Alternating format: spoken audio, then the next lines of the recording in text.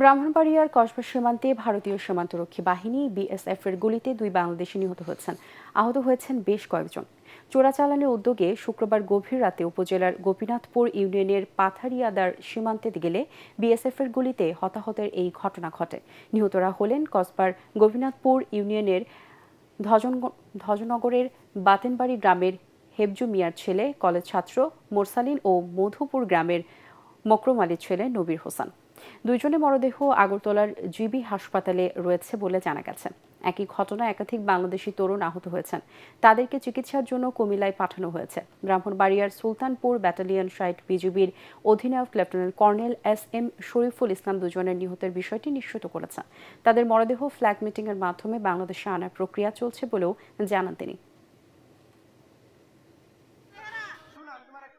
গ্রামের সম্ভ্রান্ত পরিবারগুলোর মধ্যে ওদের পরিবারটা একটা। তো এই ছেলে 5 ওয়াক্ত নামাজ কালাম পড়ে পড়াশোনা করতো গোপীনাথপুর কলেজে, এবার ইন্টারমিডিয়েট ক্যান্ডিডেট। তো এই যে সীমান্ত হত্যাটা আসলে এটা মেনে নেওয়া যায় না, বা একটা প্রাণ এত সস্তা না।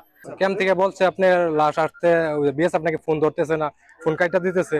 তো যত দ্রুত সম্ভব লাশটা এনে দেওয়ার ব্যবস্থা করে দিচ্ছি। সীমান্ত হত্যা আসলে এটা তো অত্যন্ত অমানব। তো আমরা চাই যে কোনো উপায়ে প্রশাসনের মাধ্যমে হোক, আসলে অন্তত পক্ষে এই যে সরাসরি শুট করাটা এটা অন্তত পক্ষে বন্ধ হোক।